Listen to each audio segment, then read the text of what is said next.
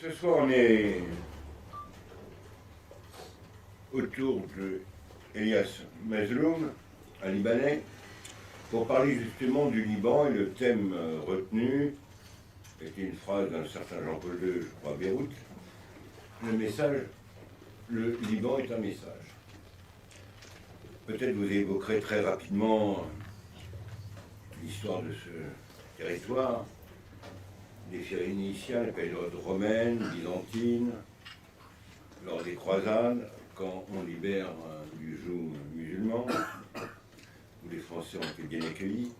Alors, c'est de là que datent en particulier les liens très forts entre la France et le Liban. Il ne faut pas oublier que Napoléon III a envoyé des troupes pour défendre les Libans, que même la France laïcarde protégeait les chrétiens au Liban, jusqu'à ces dernières années où on a été remplacé par la Sainte-Russie.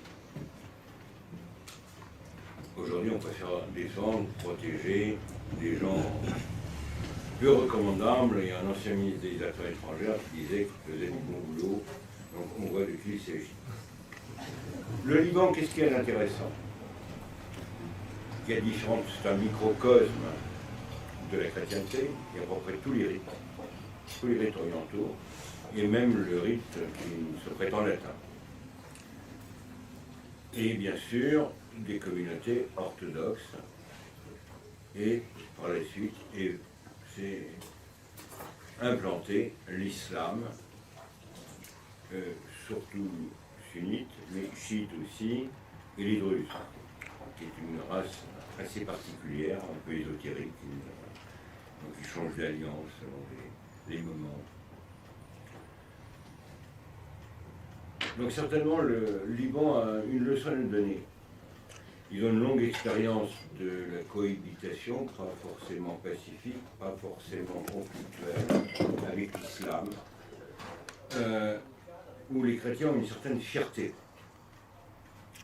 Je connais un prêtre libanais dans la montagne, et autrefois les musulmans ne s'y intéressaient pas, mais grâce à Hariri et l'argent saoudite, les mosquées, c'est comme les champignons, ça se répand. Donc le nouvel imam invite le curé, jusqu'à présent il y a des bons rapports, et le curé vient, bon, c'est la convivialité. Et l'imam lui demande de retirer ses souliers. Le prêtre refuse. Il dit non, je suis chez moi ici. Quand tu viens à l'église, je te laisse, tu ne fais pas le signe de la croix, je rentre en soulier. C'est une leçon.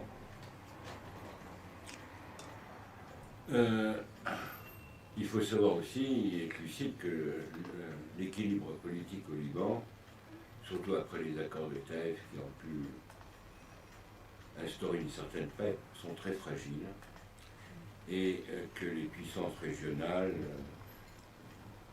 que l'on connaît bien, avec une grande tribu dont la 13e est en Amérique, peuvent un jour ou l'autre avoir des objectifs belliqueux ou déclencher une nouvelle guerre. À vous, cher ami. Merci, frère. Merci de m'inviter, en tout cas pour parler de ce pays qui me passionne, parce que je suis franco-libanais.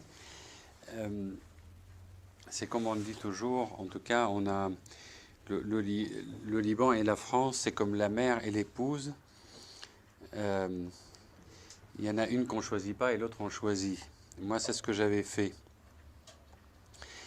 Le Liban, c'est souvent, en tout cas, on entend parler du Liban, la terre du lait et du miel.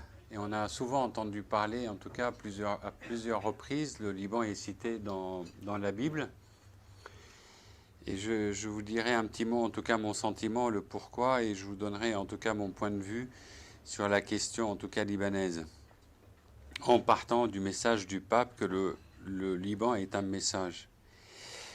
C'est un témoignage, en tout cas c'est mon regard, parce que ce regard je l'ai développé justement grâce à tous mes amis français autour de moi, parce que je m'étonnais pourquoi le Liban il intéressait autant de Français.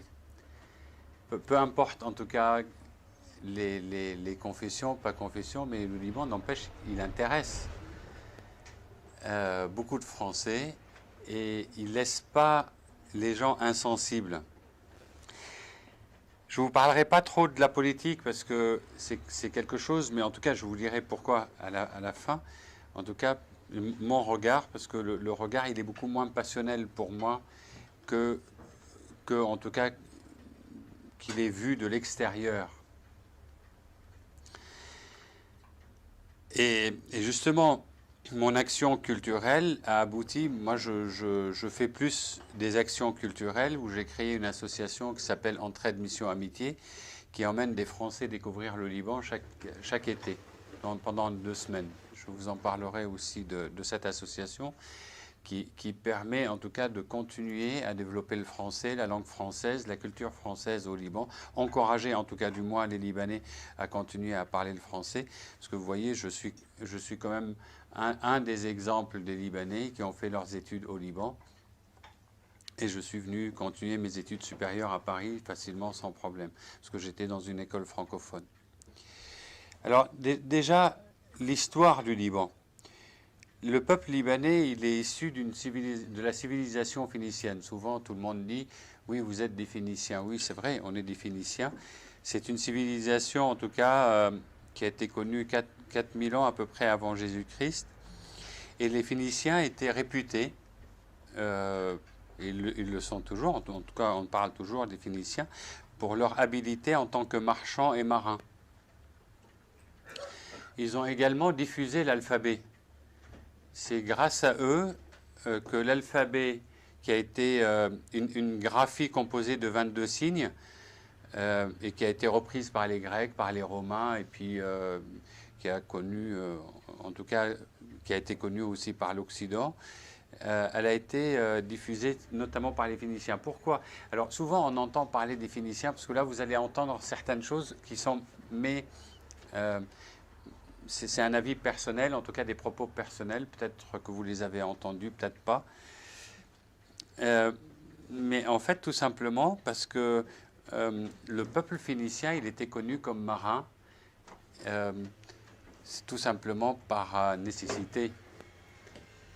Et souvent on dit, ah mais c'est un peuple qui a été quand même, qui disposait d'une flotte incroyable. Mais ça va vous faire presque rire.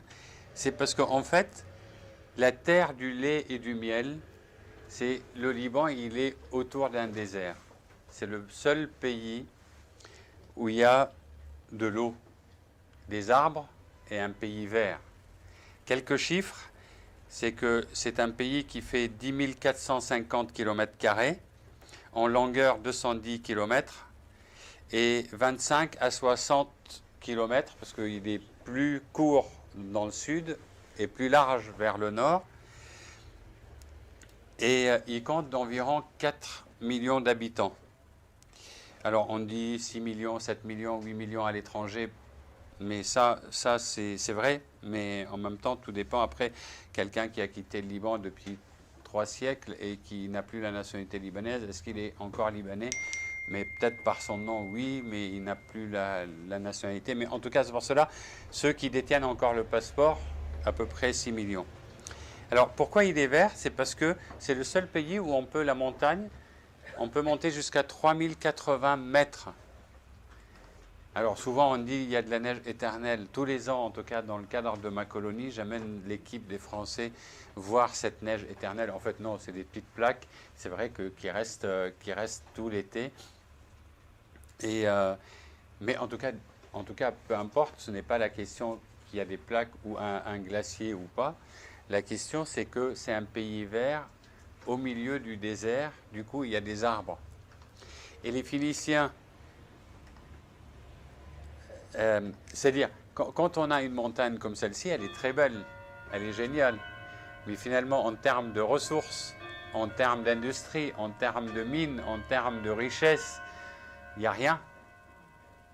C'est qu'on dit que les Libanais, c'est des commerçants, mais peut-être que vous n'avez pas entendu beaucoup de Libanais dire ça, mais en tout cas, je vous le dis, les Libanais sont des bons commerçants par nécessité, tout simplement. C'est-à-dire qu'en France, on enlève toutes les richesses. Les Français, ils vont inventer quelque chose pour vivre et survivre et gagner leur vie. Ben, les Libanais, qu'est-ce qu'ils ont exploité? Ils ont exploité le cèdre. Parce qu'on a eu une chance, c'était notre richesse. Et du coup, l'emblème du Liban aujourd'hui, c'est le cèdre. Ce n'est pas parce qu'on aime ce qui est beau, parce qu'on aime juste l'arbre en lui-même, mais parce que ce cèdre-là a fait la renommée du Liban, parce que tout simplement, il est aussi solide qu'un chêne. Moi qui aime la terre et les arbres, je peux vous dire qu'en fait, en général, on sait faire la différence entre les bois, parce que quand on veut faire par exemple une charpente, j'apprends mon voisin de la campagne, il me dit il faut mettre ça, pas ça, contre les mites, contre les parasites, contre les machins. Et bien c'est exactement ça. Le cèdre, il est aussi solide que le chêne, sauf que le chêne, vous le balancez dans l'eau, il coule. Le cèdre, il flotte. Et du moment où on a tout un pays couvert de cèdre, ils ont réussi à faire une flotte, en tout cas, qui ne peut pas être concurrencée par d'autres, parce que les autres n'avaient pas de cèdre. C'est aussi, en fait, c'est tout simplement par nécessité. C'est aussi simple que ça. Du coup, effectivement, ils ont disposé de cette flotte, mais à force de couper, maintenant, il y a une toute petite forêt. C'est là où on fait notre colonie, c'est dans la région des cèdres. Ça ne fait même pas 1 hectare de la forêt des cèdres. Mais heureusement, il y a quand même des efforts qui sont faits par les Libanais et par les ONG du monde entier pour replanter le cèdre, pour replanter en tout cas dans différents endroits. Les fameux cèdres dont on parle, ils sont dans le nord, à Pcharé. On a des cèdres qui ont 3000 ans, 4000 ans, et c'est vrai qu'il faut 4 ou 5 personnes pour les entourer à bras ouverts. Et c'est vrai que c'est fameux. Mais en tout cas, aujourd'hui, le cèdre, il sert pour la décoration, pour se souvenir du passé qui a rendu en tout cas ce pays connu dans le monde entier et qui a permis en tout cas à ce que les Libanais gagnent le label des bons commerçants. Mais en fait, ils ne sont pas plus bons que d'autres pour moi. C'est par nécessité qu'ils le sont devenus. En tout cas, au Liban, il y a encore, grâce à leur flotte, ils ont diffusé cet alphabet, et aujourd'hui, on a la plus ancienne inscription dans le monde, qui date du XIIIe siècle avant Jésus-Christ, gravée sur le sarcophage nous on dit Ahiram, ou Ahiram comme vous voulez, c'est le roi de Byblos, et elle est conservée au musée de Beyrouth. Si vous avez l'occasion d'aller à Beyrouth et de visiter le musée, vous pouvez trouver en tout cas la stèle, en tout cas sur laquelle on a l'alphabet. Alors, on a parlé du roi de Byblos parce qu'à l'époque, de temps des Phéniciens, il y avait des rois dans chaque ville. Et les villes les plus importantes sont Tripoli, Saïda ou Sidon, Tyr, qu'on appelle Sour aujourd'hui, Jbeil, Byblos, Jounieh, Zahlé, en tout cas, c'est les grandes villes aujourd'hui, sans citer Beyrouth. Parce que Beyrouth, quand même, on peut considérer que Beyrouth, au Liban, c'est une ville à part, parce que sur 4 millions de Libanais, il y a 1 million qui habitent à Beyrouth. C'est une densité de population qui est incroyable et énorme. Alors, le Liban a connu une succession, en tout cas, d'empires, parce que c'est la situation géographique, je pense. Souvent, on dit que beaucoup, ils veulent disons, ils étaient attirés par les richesses du Liban, mais les richesses du Liban, oui, mis à part l'eau, soyons sérieux, moi je préfère parler vrai, mis à part l'eau, qu'est-ce qu'il y a? Et l'eau, elle n'est même pas exploitée, elle est très mal exploitée. C'est la seule chose, mais c'est sa situation géographique qui a fait du Liban un pays qui intéresse tout le monde. C'est-à-dire, avant, c'était un intérêt. Pourquoi? parce qu'aujourd'hui, vous avez des paquebots énormes pour transporter le pétrole. On n'a plus besoin de passer par le Liban. Mais c'était plus économique de faire passer des pipelines qui venaient de l'Arabie Saoudite jusqu'au Liban. C'était moins cher. Du coup, le Liban intéressait tout le monde. C'était plus cher. En tout cas, c'était moins cher de faire passer les épices, de faire du commerce, de venir. En tout cas, il faisait vivre, disons que c'était un point de passage pour tous les pays qui étaient derrière, que ce soit la Syrie, l'Irak, la Jordanie, tous les pays, en tout cas, qui sont derrière le Liban, qui voulaient vivre, en tout cas, parce que eux aussi, parce que déjà, moi je dis que le Liban, il n'y avait pas grand-chose, bah, imaginons le désert aussi. Le désert, c'était encore pire. C'était encore plus difficile pour eux de vivre. Du coup, ils vivaient aussi du commerce. C'était des marchands aussi, notamment des marchands d'épices. Et pour vendre leurs épices, ils faisaient venir leurs épices dans les ports du Liban, les grandes villes que je vous ai citées. Ça veut dire Tyr, Sidon, Beyrouth, Byblos, Tripoli. Il y avait les plus grands ports de tout le Moyen-Orient. Aujourd'hui, ça représente un peu moins d'intérêt parce que entre les paquebots, les avions, entre le canal de Suez, entre toute la technologie qui s'est développée, on a beaucoup moins besoin. Du coup, ça perd à beaucoup moins d'intérêt aujourd'hui, le Liban, par rapport à avant. Alors, c'était sa situation géographique, et aujourd'hui, mais sans parler trop, en tout cas, de l'aspect politique, si vous remarquerez bien, sans donner mon avis, en tout cas politique, le Liban, il est encore, en tout cas, considéré comme le protégé de la France. Parce que la Russie considère que c'est la Syrie qu'elle protège, pas le Liban. Israël, c'est l'Amérique, et vous avez ces trois puissances qui ont une présence au Moyen-Orient. Ça l'est toujours. C'est toujours le cas. Alors, pourquoi? Alors, on a connu les Romains, les Byzantins, comme il a dit frère Thierry, après il y a eu les croisades, et puis les Ottomans qui sont restés 500 ans, et puis hop, en 1920, quand la Turquie, quand la puissance turque, en tout cas, abandonne son empire du fait de la Première Guerre mondiale, et bien sûr la France a occupé le territoire qui est le Liban aujourd'hui et la Syrie, les Anglais, la Jordanie, Israël, Palestine, l'Irak, tous ces pays-là, pour les partager et tracer les frontières. Ça veut dire quoi? Ça veut dire que jusqu'en 1920, toute la région n'avait pas de frontières, il n'y avait pas de pays. Et alors vous allez me dire, mais comment se fait-il qu'il n'y avait pas de pays? On a toujours entendu parler du Liban, même dans la Bible. Mais en fait, dans la Bible, on n'entendait pas parler du Liban en tant qu'État indépendant ou frontière. On entendait parler du Liban, de la montagne blanche, au milieu du désert. Parce qu'on voyait la montagne. Parce qu'en hiver, c'est vrai, il y a une dizaine de montagnes qui sont toutes blanches l'hiver, alors que tout autour, c'est du sable. Et le Liban, il a existé dans la Bible, tout simplement parce qu'on l'appelait la montagne blanche. Alors, dans cette montagne blanche, comment les gens ont survécu? Les Phéniciens, c'était la population qui était sur la côte. Et je vais en venir, je vais vous parler des Maronites, parce que vous attendez à ce que je vous parle surtout des Maronites, bien sûr, et je suis Maronite, même si j'aime beaucoup aussi les autres communautés. Les Maronites, ils ont joué un rôle très important, en tout cas, dans la construction du Liban et dans les liens avec la France. Et souvent, moi, c'est vrai que c'est grâce à tous mes amis français que je me suis posé cette question, mais pourquoi il y a cette proximité? Et vous allez être étonnés, parce qu'effectivement, c'est grâce aux croisés, aux croisades et à Saint-Louis notamment, et je vous dirai pourquoi. Mais parce qu'en fait, le peuple maronite, il est proche de la France, mais surtout, il est proche de tous les sympathisants de Saint-Louis et des croisés. Pourquoi? Parce que les Maronites, essentiellement, en grande partie, c'est des descendants des croisés.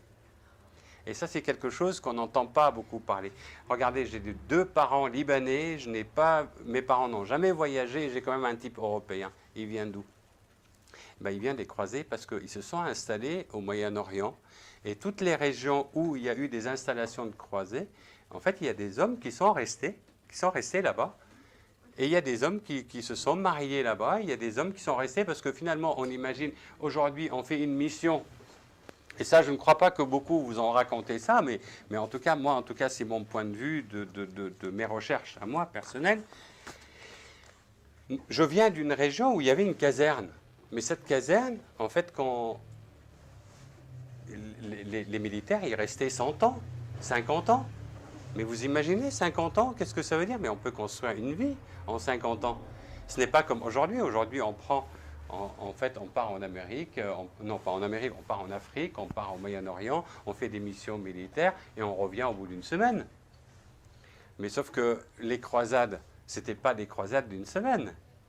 Ça a duré toute une vie. Et puis pendant cette vie-là, en fait, il y avait des hommes qui construisaient leur vie, même là-bas, en restant là-bas. Alors, comment c'est arrivé? Parce que, en fait, il y a eu d'autres croisades avant Saint-Louis, mais sauf que Saint-Louis, c'est le premier qui s'est aventuré dans la montagne libanaise. Et il faut aussi situer les choses à leur époque. Aujourd'hui, qu'est-ce qu'on fait? Aujourd'hui, on dit, voilà, je vais au Liban, je vais en Sibérie, je vais au fin fond de la Syrie. C'est vrai, mais c'est aujourd'hui. Parce qu'aujourd'hui, on a la technologie. Mais le Liban, c'était quoi du temps de Saint-Louis? C'était un pays où il n'y avait pas de route, rien du tout. C'était une vallée déserte que personne n'avait envie d'y aller. Et les seuls qui l'ont habité, c'est les Maronites, parce qu'ils ont été chassés au 8e siècle de la Syrie, persécutés. Sam Maroun, avec ses disciples, au 8e siècle, il a été persécuté, du coup il a fui dans une montagne où personne n'avait envie d'y aller. Et c'était un peuple pauvre d'agriculteurs qui s'autosuffisait en cultivant la terre.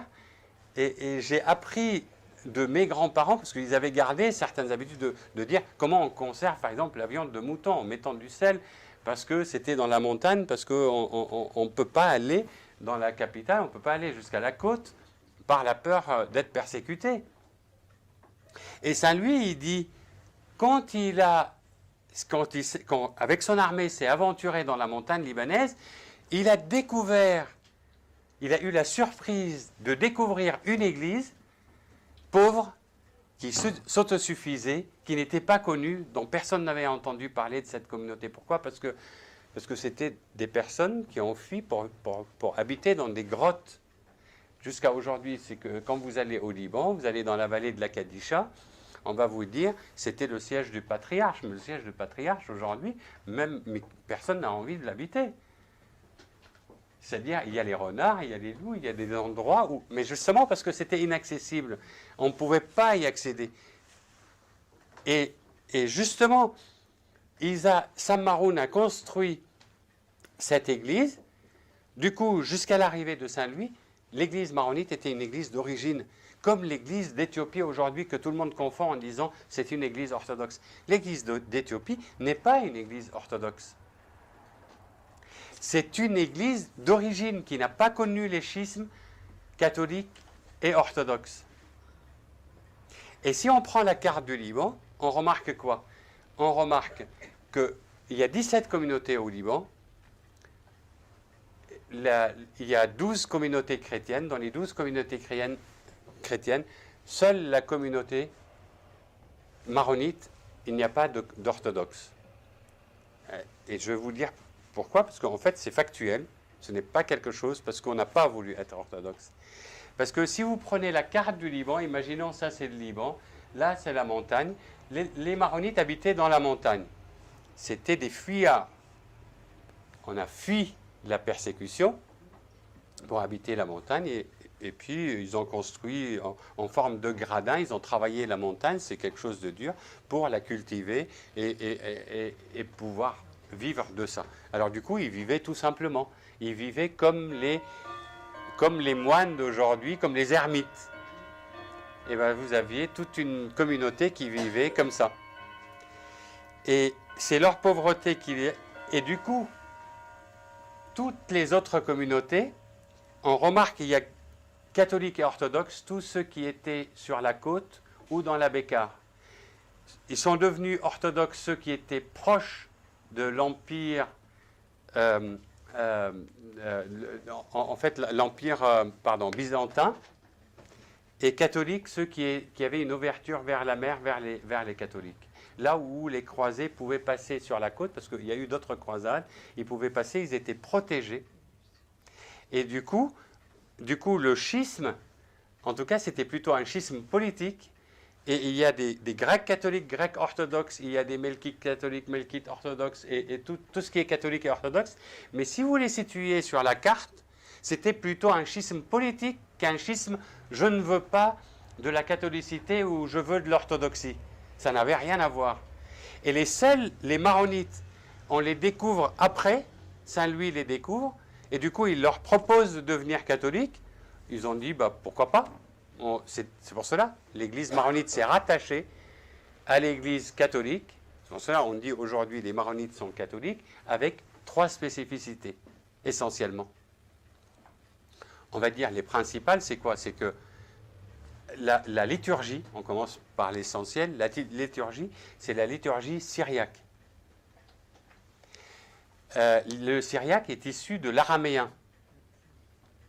C'est comme le latin et le français. Le latin, en fait, la langue latine, elle est à la base de l'italien, du français, de l'espagnol, de plusieurs langues. Et l'araméen, il y a le syriaque, l'hébreu, vous avez d'autres langues. C'est notre liturgie, en tout cas, c'est la langue liturgique de la messe. Alors, est-ce qu'on utilise beaucoup encore le syriaque à la messe? La consécration est en syriaque, oui. Tout dépend. Il y a des personnes, il y a des prêtres qui utilisent encore plus ou moins le syriaque. Pourquoi? Parce qu'au Liban, Vatican II n'a pas été imposé comme en France. Il n'y a pas eu de réunion de la conférence des évêques de France à Lourdes pour imposer en tout cas l'utilisation du latin. En fait, on a laissé... J'ai connu le syriaque avec le prêtre de mon village qui célébrait la messe en syriaque, le dos tourné. Mais pourquoi? Parce que l'Église a fait sa mutation d'une manière lente, selon chaque prêtre. En fait, ils ont commencé à former. Ce n'est pas du tout une critique, mais en tout cas, c'était comme ça au Liban.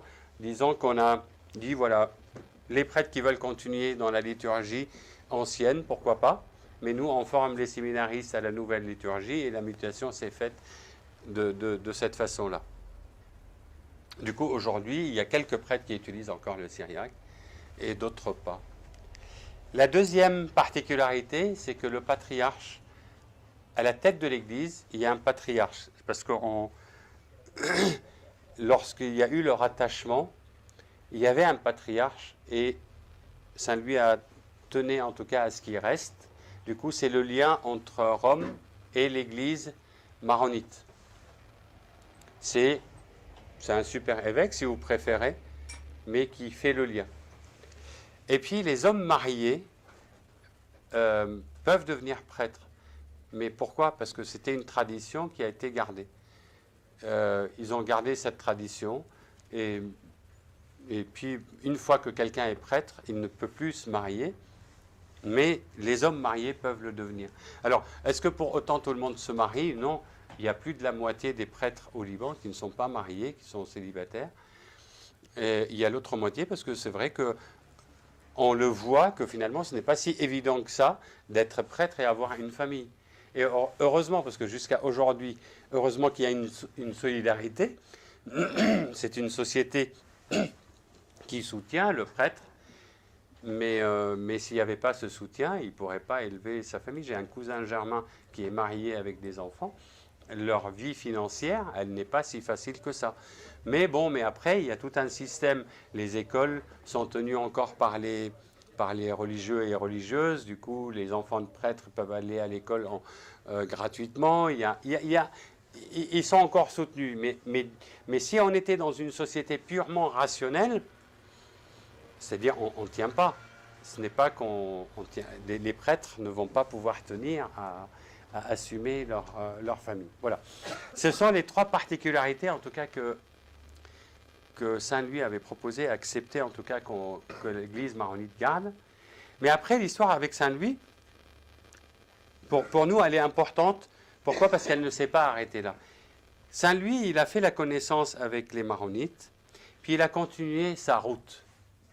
Il a continué sa route vers Jérusalem, et c'est là où il s'est fait... il y a l'armée qui a encerclé Saint-Jean d'Acre, et il avait du mal, en tout cas, à sortir de là. Il a envoyé un émissaire, justement chez les Maronites, qui venaient faire leur connaissance. Et l'histoire dit qu'ils ont envoyé 5000 hommes pour délivrer Saint-Louis. Et c'est ce qu'ils ont fait. Ils ont délivré Saint-Louis de Saint-Jean d'Acre. Et toute l'histoire a commencé là, entre le Liban et la France, en tout cas pour moi. Elle a commencé là, parce que Saint-Louis, en reconnaissance aux efforts en tout cas des Maronites qui ont mobilisé ces hommes pour le délivrer. Si vous regardez peut-être sur Internet, ou peut-être que vous pouvez le trouver, il y a l'édit de Saint-Louis qui a demandé à la nation française de traiter les Maronites, pas les Libanais. D'où l'histoire, elle vient de là.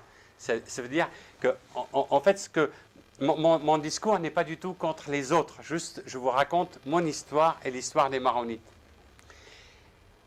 Et en fait, je me dis au Liban, pourquoi en fait on dit les Maronites, les chrétiens du Liban, les Maronites, mais il y a des chrétiens dans le monde entier. Pourquoi les Français ne sont pas attachés aux chrétiens des autres nations, des autres pays? Pourquoi ils sont plus attachés au Liban? Eh bien, ça vient de là, c'est parce que Saint-Louis a demandé à traiter les Maronites comme des citoyens français pour l'emploi, pour la nationalité, pour tout. Il les a considérés comme faisant partie de la nation française, pour lui, en reconnaissance de ce qu'ils ont fait. Et l'histoire, elle a commencé là, elle n'est pas juste une histoire d'intérêt ou d'argent, non. Elle est au-delà de ça. Pourquoi? Parce qu'en fait, finalement, même en tout cas, même si on dit il y a de l'argent, il y a des intérêts politiques, cette histoire, elle reste. Et moi, juste pour la petite anecdote, mais vous regardez autour des châteaux en France. Il n'y a quasiment pas un seul château, il n'y a pas un ou deux cèdres. Et on dit que c'est les cèdres du Liban. Mais c'était aussi en souvenir de leur retour. Du coup, l'attachement au Liban n'est pas un simple attachement politique. Et l'attachement de la France au Liban est essentiellement et avant tout avec les Maronites, avant tout à cause de l'histoire de ce que je viens de vous dire. Moi, je me suis souvent posé la question, mais pourquoi j'ai le type européen? Pourquoi toute ma région a le type européen? Pourquoi là où il y avait des casernes, des croisés, il y a des types européens? Ce n'est pas juste par hasard. Voilà. Alors, l'histoire, elle a continué. Elle a continué, en tout cas, il y a eu tous ces liens. Et d'ailleurs, après Saint-Louis, finalement, quand les chrétiens étaient chassés de la France, ils sont allés où? Beaucoup sont allés au Liban, en 1904-1905. Notamment, toutes les missions, on dit aujourd'hui les missionnaires, tous les missionnaires, vous avez les missions du monde entier, essentiellement, finalement, beaucoup sont partis, et du coup, on a les missionnaires, les jésuites, les filles de la charité, Saint-Vincent de Paul, les dominicains, les carmélites. Vous avez toutes ces missions qui sont au Liban. Parce que c'était une terre d'accueil pour tous ces missionnaires, en tout cas au Liban.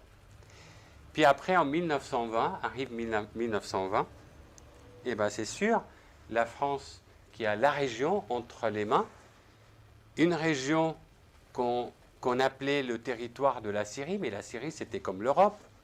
C'est-à-dire aujourd'hui l'Europe, ça va de l'Espagne jusqu'à la Russie, mais ça ne veut rien dire. En tout cas aujourd'hui on dit le Liban c'est la Syrie. Non, il y avait toute une région qui regroupait le Liban, la Syrie, l'Irak, la Jordanie, la Palestine, Israël. Tout ça, toute cette région on l'appelait la Syrie. Et le Liban, Comme je vous l'avais dit tout à l'heure, on l'appelait le Liban à cause de la montagne blanche, mais il n'y avait jamais eu de frontières auparavant. Et les frontières ont été tracées en 1920. Et la question, est-ce qu'on fait du Liban, le petit Liban, ou du grand Liban? Et c'est vrai qu'à l'époque, il y avait le pouvoir, en tout cas on va dire, parce que c'était entre Saint-Louis et puis les missionnaires accueillis, tout ça, pour la France, le Liban c'était les maronites uniquement. Et du coup, la question s'était posée, est-ce qu'on crée le Liban, uniquement la montagne libanaise, la montagne des maronites, le petit Liban, ou est-ce qu'on fait le grand Liban? Et ils ont donné le choix au patriarche de l'époque de choisir comment on voudrait tracer les frontières. Et à l'époque, ils ont préféré élargir les frontières aux autres communautés chrétiennes, mais notamment aussi aux musulmans, pour dire qu'un jour, que s'il y a ce petit réduit chrétien dans la région, au milieu entouré de tous les musulmans, peut-être que ça va créer des problèmes et que ça va poser des problèmes de notre pérennité. Et du coup, le patriarche, en tout cas, a donné son avis pour créer le Grand Liban, où on a rattaché toute la plaine de la Bécare et une partie du sud. Et le Liban était sous mandat jusqu'en 1943. Et c'est en 1943 que les Libanais ont commencé à s'auto-gouverner, à faire l'expérience du pouvoir. Alors là, je vais vous dire quelque chose que peut-être que vous n'avez pas beaucoup entendu, c'est que moi je peux vous dire que la guerre du Liban, tout ce qui s'est passé au Liban, c'est quasiment normal. C'est quasiment normal, c'était inévitable. Parce que, comparons ce qui est comparable. Prenons l'histoire de la France au moment de sa constitution et quand on a tracé les frontières. Il y a eu combien de guerres? Combien de morts? Sans parler d'une révolution qui était catastrophique avec des millions de morts. Peut-être que l'être humain, il a besoin de ça pour créer un État solide. Toutes les guerres qui ont eu lieu en France ou en Europe, d'une manière générale, est-ce que ça peut peut-être le fait d'imposer sa volonté par la force. Et du coup, on a lâché les Libanais de 1943 à s'autogouverner. Ils ne l'ont pas su, par manque d'expérience, parce que peut-être il y a besoin de ce temps. Et ce qui fait que j'arrive à vous parler de l'après-guerre, parce que la guerre libanaise, vous la connaissez. Mais je viens de vous donner mon point de vue. C'était quelque chose d'inévitable pour pouvoir... peut-être on avait besoin de perdre ce qui est le plus cher pour comprendre qu'il faut peut-être composer ensemble un jour. Et c'est ce qui se passe depuis la fin de la guerre en 90. C'est qu'aujourd'hui, le combat, la guerre est avant tout politique. Après, ils vont vous dire, ah, le Hezbollah, d'autres qui vont vous dire, Hariri, d'autres qui vont vous dire. Moi, pour moi, le Liban, il appartient à tout le monde. Qu'on le veuille ou pas, toutes les personnes, sauf si on réduit les frontières dans ce cas-là. Si on réduit les frontières, ça c'est une autre question. Mais s'il appartient à tout le monde, il faut trouver la formule pour vivre. Alors, et les chrétiens dans tout ça? Alors les chrétiens, moi j'ai là-dessus, moi je dis que les musulmans, ils occupent des terrains vides. Des terrains où personne n'a envie de s'en occuper.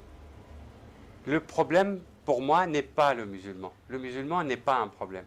C'est-à-dire, si moi je travaille à l'éducation de mes enfants, une éducation chrétienne, religieuse, dès son enfance, et je suis solide, et je veille sur lui, eh bien, personne ne pourra occuper le terrain. On peut changer la religion des gens quand ils ne sont pas suffisamment forts dans leur foi. C'est aussi simple que ça. Ça paraît simple, ça paraît simpliste, tout ce que vous voulez, dites ce que vous voulez, mais du coup, nous, on n'est pas en danger au milieu des musulmans. On est obligé de composer avec eux, parce que c'est aussi leur pays, parce que comme c'est le pays des chrétiens, c'est aussi le pays des chiites et des sunnites. Moi, quand Mais bien sûr, les chrétiens, ils ont besoin d'être soutenus pour qu'ils restent forts. C'est certain, parce qu'aujourd'hui, vous avez des influences. L'Arabie saoudite qui soutient les sunnites, l'Iran qui soutient les chiites, les orthodoxes sont soutenus par la Russie, et les catholiques sont soutenus par qui aujourd'hui? La France reste, mais la France, le peuple français, il soutient effectivement, il y a une bonne partie de la population française, surtout la population chrétienne, qui les soutient. Mais peut-être c'est quelque chose de naturel. Il faut que chaque personne faible, parce qu'on n'a pas changé, chaque personne faible, il faut qu'il ait quelqu'un de fort derrière lui pour l'aider à ne pas garder, en tout cas à ne pas perdre espoir. Parce que finalement, le problème du Liban n'est pas un problème, en tout cas, de musulmans. C'est le problème d'opportunité de travail. Avant tout.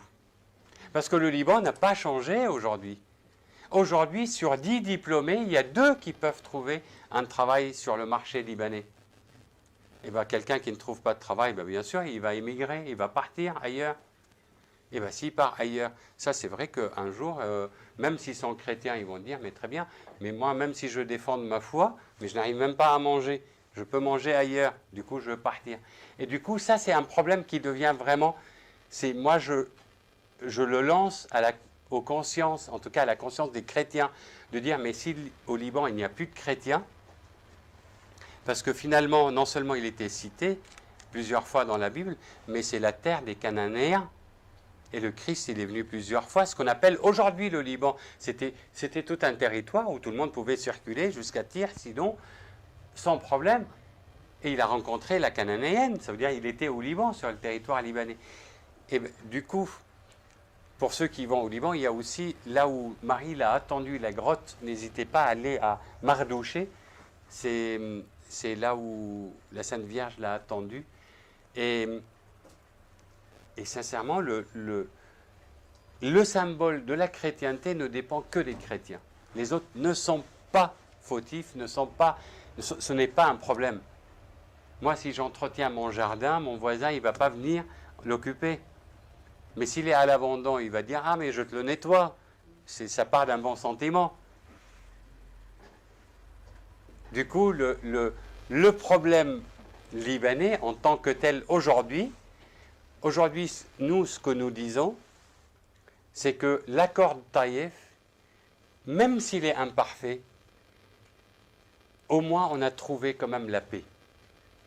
Et le débat politique. C'est-à-dire tout le monde insulte tout le monde aujourd'hui, ça c'est certain. Mais c'est quand même évolution. C'est mieux que les armes. Moi qui ai de la génération de la guerre, je préfère en tout cas qu'ils se tapent dessus via les médias que par les armes, que de détruire le pays. Et du coup, l'accord de Taïf, si nous, on est un jour fort, de toutes les manières, en tout cas les chrétiens libanais, même les musulmans n'envisagent même pas, en tout cas, est-ce qu'ils ne soient pas présents avec eux. Parce que ça crée, et c'est là où on revient, le Liban est un message.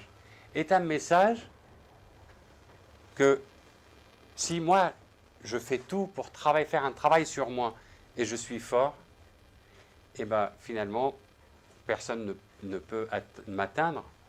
Et ça, on le voit dans les villages au Liban, dans les régions chrétiennes. Dans les régions chrétiennes, pourquoi voulez-vous, en tout cas, que quelqu'un vienne nous occuper?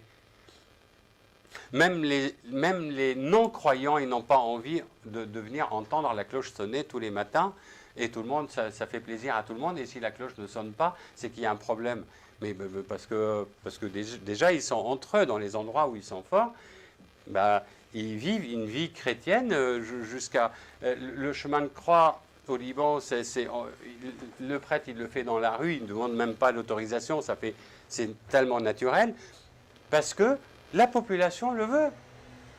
Parce que le maire, il est chrétien, parce que tout le conseil municipal, il est chrétien, et c'est tout à fait naturel. Voilà, moi, c'est ça.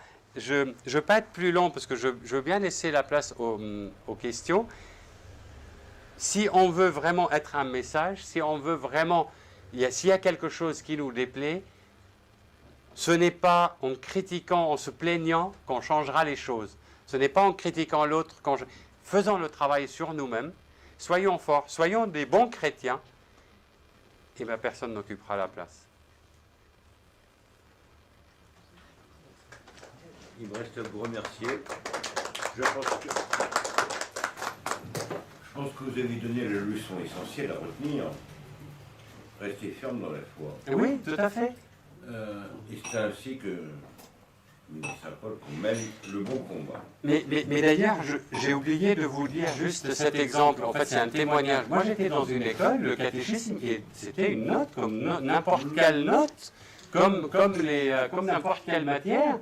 Et il y avait dans mon école 40% de musulmans. Est-ce que ça a fait d'eux des chrétiens? Non. Mais parce que le catéchisme est considéré comme une instruction religieuse. Mais on le dit en France. Mais être instruit et fais de ta foi ce que tu veux après, parce que la foi du charbonnier existe. Je n'ai pas besoin d'être instruit, mais sauf que dans le monde dans lequel on est, si on est instruit, c'est mieux. Parce qu'on peut très bien ne pas avoir fait d'études pour être chrétien. Il y a énormément d'écoles chrétiennes au Liban. Oui, mais il y a énormément d'écoles en France aussi. Oui, mais chrétiennes. Mais chrétiennes. En France, c'est autre chose. Bon. Et dans ces écoles-là, il y a beaucoup de musulmans. Oui, mais pourquoi pas? Il y a beaucoup de musulmans et qui se soumettent à la discipline générale de l'école. Mais c'est une ouverture, une richesse de connaître la religion de l'autre. Mais après, la foi, c'est autre chose. De pratiquer, c'est autre chose. C'est plus simple de pratiquer quand on connaît le credo que quand on ne le connaît pas. Oui, c'est une question d'éducation. Est-ce qu'il y a des questions à poser?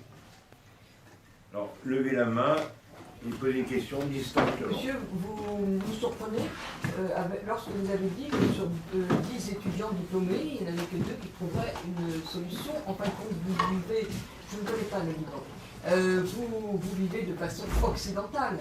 Alors, on nous ennuie avec les jeunes pousses, avec les start-up, il y a tout ça, c'est l'avenir, etc.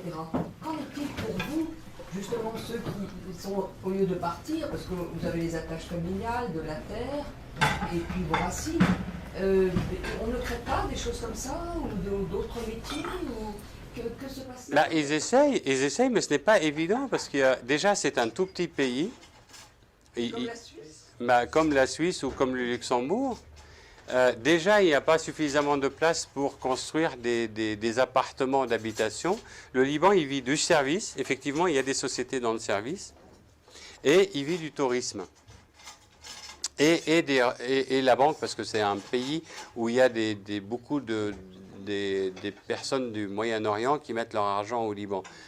Mais en dehors de ça, d'accord, mais après, quand vous avez 4 millions d'habitants, il faut du travail pour tout le monde. On a la chance en France, moi je dis toujours, mais c'est un très beau pays, un grand pays, mais aussi c'est un pays quand même qui est riche. Il y a des mines, il y a de l'industrie, mais ça, le Liban ne peut pas en tout cas le faire. On n'est pas concurrentiel, on n'est pas... Ça coûterait beaucoup trop d'argent si on veut... Par exemple, je vous donne un exemple. Aujourd'hui, depuis la fin de la guerre, en 90, eh ben vous savez qu'au Liban, il y a pas d'électricité 24 heures sur 24. Comment voulez-vous que les entreprises puissent se développer au Liban? Et surtout, si c'est dans le domaine de l'industrie, s'il y a de l'électricité, tous les 6 heures uniquement, il y a 6 heures d'électricité, puis 6 heures de coupure, et puis ça alterne comme ça partout au Liban. Et comment fait-il pour les hôpitaux? Bah, ils ont des générateurs, et ça coûte extrêmement cher. Bah oui, du coup, si vous voulez fabriquer quelque chose, si vous voulez créer et fabriquer, vous n'êtes pas concurrentiel avec tout ce que ça vous coûte. La médecine, se soigner, on ne peut pas faire autrement. Du coup, il y a des hôpitaux, mais ça coûte extrêmement cher. C'est mal géré, il n'y a pas parce que aussi, il faut du temps quand on sort d'une guerre pour reconstruire un pays. Un pays, ça ne se reconstruit pas en 1 an ou 2 ans. Ceux qui sont partis reviennent, n'est-ce pas? Parce que nous en avons... Moi, je reviendrai jamais. Mais sauf que moi, si vous voulez, j'étais dans une école francophone et j'avais toujours, en tout cas, l'idée que je partais un jour et que j'aime beaucoup la France. D'ailleurs, j'ai oublié de vous parler de l'association. Alors, l'association que j'ai créée, elle s'appelle Entraide Mission Amitié. je vous donnerai tout à l'heure, en fait je n'ai pas assez, mais vous voyez le logo, c'est un logo de cœur, le cèdre, la tour Eiffel avec la croix sur la tour Eiffel. Et, mais pour moi, si vous voulez, ça va de soi, il y a la croix, mais parce que c'est notre identité, nous on est issus d'une paroisse.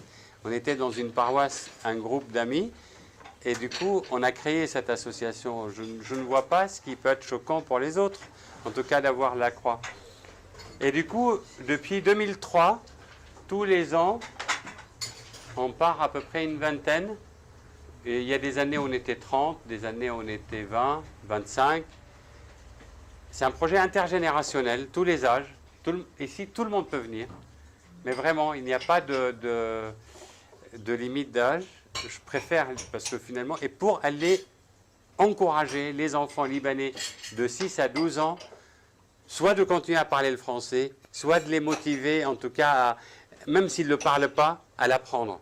Leur donner envie de continuer à parler cette langue, cette belle langue. D'ailleurs, c'est dommage, j'aurais pu vous inviter la semaine dernière, parce que je dis la belle langue de Molière, mais on jouait le malade imaginaire, on a joué cette pièce, mais en tout cas, moi, j'aime beaucoup, en tout cas, cette langue. Et les enfants, on a chaque année 150, 200 enfants, de 6 à 12 ans. Et cette année, c'est du 27 juillet au 13 août. Et juste, on les encadre, et le thème, c'est le chant. Il n'y a rien de plus joyeux. C'est le chant, on leur apprendra des chants français. C'est-à-dire, on va leur expliquer les chants, voir s'ils ont compris le sens, puis on chante ces chants-là, 2 chants par jour. Bon. Après, et il y a des activités l'après-midi, des ateliers, dessin, danse, théâtre, et il y a quelques sorties, 3 sorties avec les enfants. Et puis les volontaires, ils découvrent le Liban et la culture libanaise à travers cette action culturelle. Voilà. Si ça vous tente, ça s'appelle Entraide, Mission, Amitié. Je peux faire passer ça. La France, elle avait une grande influence autrefois. Oui. Il n'y avait pas des conseillers, il n'y avait pas d'aide du tout de la France. Si, du peuple. Le peuple français, il est présent. Non, Mais après, si vous voulez, au niveau si c'est au niveau politique. Au point de vue de rôle, pour l'éducation, par exemple, il n'y avait pas quelquefois on est réunis à un tel lycée à Paris, ou tel. Il n'y a pas de lien. De lien avec qui? À la France. Si, le lien, il est très fort. Mais parce que les Libanais, ils sont intégrés. Et comme ils sont assez intégrés, ils ne sont pas une communauté. Il y a beaucoup de Libanais en France. En Île-de-France uniquement, il y a quasiment 200 000 Libanais.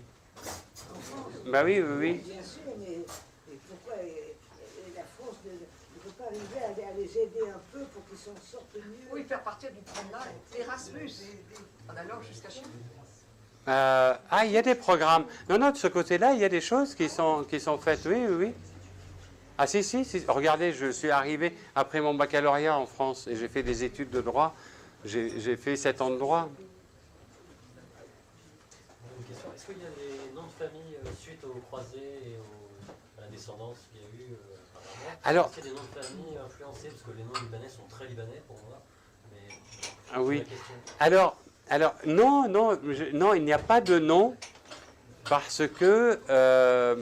alors, je ferai la recherche pour savoir pourquoi. J'essayerai. Alors, est-ce que c'était... Je ne peux pas vous dire. Mais en tout cas, une chose est certaine. Essayez de voir ça. Si vous allez dans les régions là où il y avait les casernes, et c'est vrai qu'il n'y a pas eu de mélange du tout avec les musulmans. C'est-à-dire, les musulmans, ils sont essentiellement typés bruns. Alors que vous allez voir, les orthodoxes aussi sont typés bruns. Chez les maronites, il y a un mélange. Alors, est-ce que c'était des amourettes? Peut-être, hein, c'est possible que ce soit des amourettes. Est-ce que c'était... Mais en tout cas, l'histoire raconte qu'il y a des gens qui étaient installés, mais un jour, il faut partir. Il faut partir. Ils laissaient les enfants, ils ne les amenaient pas avec eux. Et est-ce qu'il y a eu le cas aussi en Syrie? Oui, en Syrie, chez les chrétiens aussi. Oui, mais pas aussi, mais pas en nombre assez élevé comme au Liban. Il n'y a plus de liaison du tout avec la Syrie. étaient très proches de la Syrie, comme des frères et sœurs. Enfin. Ah oui, oui, oui. Ils ne sont plus maintenant, Qui ça? les Libanais. Mais ce n'est pas une question que les Syriens et les Libanais sont proches ou pas proches. Mais ce sont deux peuples différents. Ce n'est pas la même chose, en fait. C'est très différent. Les Libanais qui habitent la montagne, en fait, même s'ils parlent l'arabe, mais vous avez ça en France, entre les Bretons, les Basques et les Corses, vous voyez, c'est la même chose. C'est la même chose, tout le monde veut son indépendance. Et tout le monde veut une particularité. Ce n'est pas qu'il y a une... Non, il n'y a pas de problème avec les Syriens. Mais chacun réclame sa particularité. Ça va très mal en Syrie. Moi, je ne connais pas le problème syrien pour en parler. Oui. Vous n'avez pas parlé de Saint-Charbel-Maclou. Ah oui, oui, oui, bien sûr, bien sûr. Alors, Saint-Charbel-Maclouf, c'est le premier saint libanais qui a été canonisé. Aujourd'hui, il y en a 3. Il y a Stéphane Hardini et Saint Rafka. Tous les 3 sont issus de l'ordre des moines libanais. Alors, Saint-Charbel, c'est quelqu'un, c'est un saint qui a fait beaucoup de miracles. C'était un ermite qui jeûnait énormément, qui vivait avec du pain, de l'eau et de la prière. Et c'est quelqu'un qui a rayonné énormément tout d'abord au Liban. Et maintenant, il rayonne dans le monde entier et surtout grâce à ses miracles. Qu'est-ce que je peux vous dire, mis à part de lui demander qu'il prie pour nous, parce que c'est vrai qu'on reçoit beaucoup de grâce grâce à Saint-Charbel, mais son histoire, c'est quelqu'un qui a vécu dans la pauvreté et la prière. Et les grâces viennent de là. Son ermitage, par exemple, est toujours accessible? Ah oui, oui, oui. Alors, il y a 3 choses qui sont encore accessibles. Son village natal, c'est Arcafra. Pour ceux qui viennent à la colonie l'été prochain, c'est juste à côté de la colonie, on visite. Il y a sa maison natale qu'on visite. On va à l'ermitage et, parce que l'ermitage, là où il a vécu, où il priait, on le visite sans problème. Et puis, il y a le 3e endroit, c'est là où il y a le cercueil de Saint-Charbel.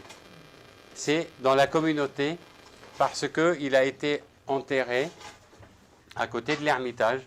Et puis, le 25 décembre, le 24 décembre, la veille de Noël, les moines, ils ont vu une lumière sortir de son tombeau. Et c'est comme ça qu'ils ont pensé, ils ont trouvé qu'il y avait quelque chose qui n'allait pas. Ils sont allés faire sortir le cercueil. Et son corps est resté, même jusqu'à aujourd'hui, il est souple et il soigne de l'eau et du sang. Du coup, ses habits sont changés. Je ne sais pas à quelle régularité, mais en tout cas, ils sont changés de temps en temps. Et du coup, nous, on peut avoir des reliques, des habits de Saint-Charbel qui soignent encore de l'eau et du sang. Oui, au sujet des noms de famille issus des croisés, il y en a par exemple, Élou, ça vient de Bretagne. Ah oui, Il y a c'est... un président qui s'appelle Élou. Oui, oui, oui, la Je sais pas famille... s'il y en a beaucoup d'autres, mais en tout cas, il y en a. Mais effectivement... C'est issu d'un croisé de Bretagne. Mais je ferai la recherche parce que ça m'intéresse de regarder ça. Mais en tout cas, il y a beaucoup qui disent que il y a eu des mariages, mais sauf que quand l'armée était obligée de partir, ils ont laissé les enfants et les femmes sur place. Voilà, c'est comme ça. J'avais une question là, concernant les prénoms. Apparemment, il y a une habitude chez les Maronites de donner des prénoms français. De quand date cette habitude? Est-ce qu'elle date d'avant le mandat français? Ah oui, oui, oui, oui, oui. Moi, nous, on est 6 à la maison. La moitié ont des noms français et l'autre moitié... j'ai un frère qui s'appelle André, l'autre qui s'appelle Albert, mais c'est des noms anciens quand même. Hein. D'accord, donc cette habitude date oui. bien avant oui, oui, oui, tout à fait. Mais après, grâce aux missionnaires aussi, grâce... par exemple, il y a beaucoup qui portent le prénom Louis, mais Louis, c'est même avant 1900, il y a beaucoup de gens, beaucoup de prénoms Louis, en honneur de Saint-Louis, par exemple. Et dans mon village, je pense que le prénom le plus utilisé, c'est lui. Oui. D'autres questions? Le Liban, actuellement, il y a toujours. Enfin, autrefois, il y avait des problèmes où les Libanais disaient on a peur de la Grande Syrie, des Syriens qui vont venir nous envahir. Mais maintenant, bien sûr, avec la Syrie, avec tout ce qui se passe avec la Syrie, est-ce qu'ils ont toujours une crainte? Mais la crainte. Ou pas? Mais vous savez, c'est la crainte, c'est comme le. En fait, la crainte, il faut que j'applique à moi-même pour la Syrie ce que j'ai dit tout à l'heure. Le problème, c'est les Libanais eux-mêmes. La Syrie, bien sûr, mais est-ce que je peux en vouloir aux Syriens de vouloir s'agrandir et avoir une ouverture à la mer? Non. Mais ils aimeraient. Et ça, c'est comme nous tous. Si j'ai envie d'avoir un peu plus de terrain, je vais essayer d'acheter le terrain chez mon voisin. Mais si mon voisin ne le vend pas, si moi, Libanais, je ne vends pas mon âme et je ne vends pas le Liban, bah, les Syriens, ils ne vont pas pouvoir l'annexer. Eux, moi je trouve ça normal que les Syriens rêvent d'annexer le Liban pour avoir une ouverture à la mer. Ça, je trouve ça normal. C'est comme la France qui a annexé la Corse. Mais c'est comme ça. Pardon? Mais en tout cas, c'est ce que les Corses disent. Non, mais c'était plus pour la boutade qui... Ils ont une ouverture à la mer, hein, la Syrie. Ah oui, mais ils ont une ouverture vers le haut. D'accord? Vers le haut. Mais à la taquillée. Mais disons qu'avoir une plus grande ouverture, c'est encore mieux. Mais non, ce que je veux dire par là, que si les Libanais n'avaient pas autorisé les Syriens à rentrer au Liban en 1975, jamais ils seraient rentrés, jamais ils auraient pu rester au Liban. Mais parce que c'était à l'époque, ils ont fait appel à l'armée, à une armée composée de tout le monde, du monde arabe, pour calmer le jeu et calmer en tout cas, oui, les batailles et les massacres, quoi. Voilà. En tout cas, j'espère que vous avez passé un bon moment, que j'ai pu vous donner un témoignage. Ce n'est qu'un témoignage, et le mien en fait, hein, sur le Liban, sur ce pays qui passionne. N'hésitez pas, en tout cas, si ça vous intéresse, de venir à la colonie avec nous cet été, le découvrir encore plus. N'hésitez pas, l'association s'appelle Entraide Mission Amitié. Il y a tout sur le site de l'association. Pardon? Et en tout cas, on est dans une paroisse. La colonie se déroule dans une paroisse. On est logé dans la paroisse avec un prêtre qui nous accompagne assez souvent. Et c'est vrai que c'est le prêtre qu'on voyait dans le temps, le prêtre dynamique qui vit avec la population. Qui n'est pas... en fait, qui n'est... Voilà, j'ai résumé. En tout cas, il vit avec la population. Moi, j'ai le souvenir, à chaque fois quand je vais chez lui, il est réveillé souvent à 2h, 3h du matin. Il y a quelqu'un de malade, il y a quelqu'un... Pour lui, c'est normal, c'est naturel. C'est... Oui. Beaucoup de personnes sont allées l'année dernière pour le centenaire de Fatima au Portugal, et même pour la première fois. Et au retour, la plupart étaient enthousiastes de ce pays en disant mais nous retrouvons la France que nous aimions dans les années 60. Et il y a eu, c'était pas une boutade, des personnes ont dit ah, vous aimez la France des années 60, mais si vous voulez connaître la France des années 50, il faut aller à Beyrouth. Mais c'est possible, oui, tout à fait. Mais parce que au niveau religieux, toute l'évolution, en fait pour moi l'évolution, elle est bonne quand elle est consensuelle et acceptée par tout le monde. Voilà. Et au Liban, ils veulent garder la liturgie ancienne. Voilà, c'est comme ça. Le père n'est pas dans le Voilà. Pourtant, il y a toutes les communautés qui sont représentées au Liban. Et aujourd'hui, pour visiter le Liban, la totalité de Liban, mais sur une note chrétienne, il y a des associations qui organisent des visites du Liban, mais plutôt à connotation chrétienne. Ah oui, il y a des pèlerinages, oui, bien sûr. Moi, je ne les connais pas, mais ça existe. Mais en tout cas, par exemple, nous, sur 15 jours, au Liban, sur 2 semaines. Il y a 9 jours avec les enfants et 6 jours de visite. On fait visiter, en tout cas essentiellement la région, le nord du Liban, et puis on a aussi 2 jours à Beyrouth, dans la région de Beyrouth tout autour. On fait visiter parce que notre projet est essentiellement de connaître la culture libanaise, de la découvrir. Puis après, on en pense ce qu'on veut, on peut la critiquer, on peut ne pas aimer, mais en tout cas au moins de la découvrir. Voilà. Oui, mais une question. Je suppose que, vu la situation actuelle, vous n'allez pas dans la plaine de la Berka. Non, on ne prend jamais de risque. Mais ceci étant dit, il n'y a pas de problème dans la plaine de la Bekaa. Ah non, non, il n'y a aucun... on entend beaucoup parler de la plaine de la Bekaa parce qu'il y a 2 millions de réfugiés syriens qui sont installés dans des tentes mises en place par l'ONU et les ONG du monde entier. Parce que cette pauvre population, elle a fui les bombardements et il fallait la mettre à l'abri quelque part et les gens sont au Liban. Mais il n'y a pas de problème sinon. Et il y avait des Palestiniens aussi dans les camps. Et il y a dans des camps, oui, les pauvres Palestiniens aussi, oui, ils sont toujours, oui. Mais enfin, il y a une solution pour eux, c'est d'enterrer les gens. En fait, si vous voulez, il y a une solution, il faut le demander ça à toutes les puissances mondiales, parce que en fait, le Liban, finalement, c'est un pays faible. Il n'a pas de... Qu'est-ce que vous voulez que le Liban impose? On nous impose, et en plus, ce n'est même pas agréable pour eux.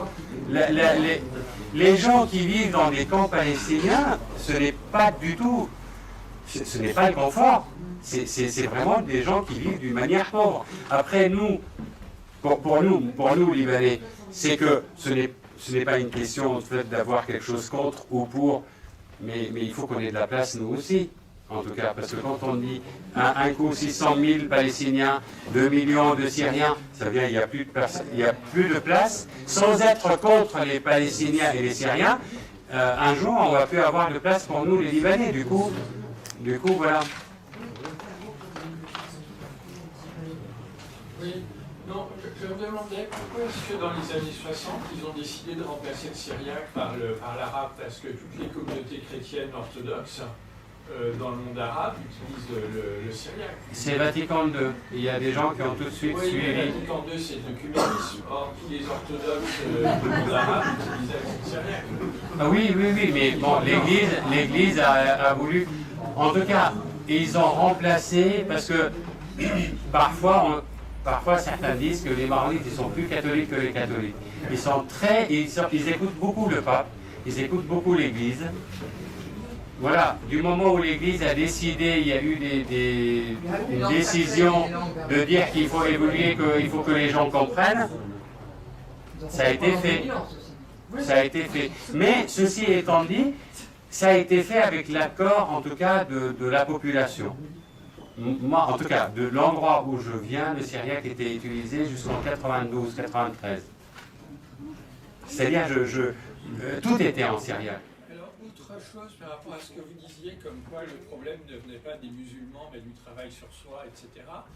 Je crois me souvenir que le cardinal Newman disait que partout où les chrétiens avaient conservé la foi orthodoxe, disons, la foi chrétienne, les musulmans n'étaient pas arrivés. Mais que là où les chrétiens étaient tombés dans l'hérésie, là l'islam avait gagné. Donc je ne sais pas avec la situation actuelle ce qu'il faut en penser ou non, mais voilà, vous connaissez la réponse. Vous connaissez la réponse.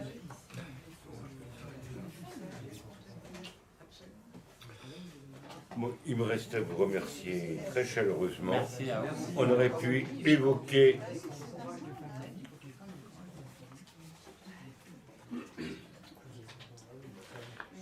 un livre que vous pouvez trouver d'occasion, qui est très beau, c'est Le Christ au Liban de Georgiou, un écrivain roumain, mais le texte a été écrit directement en français. Et ensuite, les livres de Moussa Abaki, que vous devez connaître, qui est nos amis. Alors, je vous rappelle que lundi prochain, ce sera l'abbé Pagès qui parlera de la réalité de l'enfer. Merci de m'avoir écouté. Merci.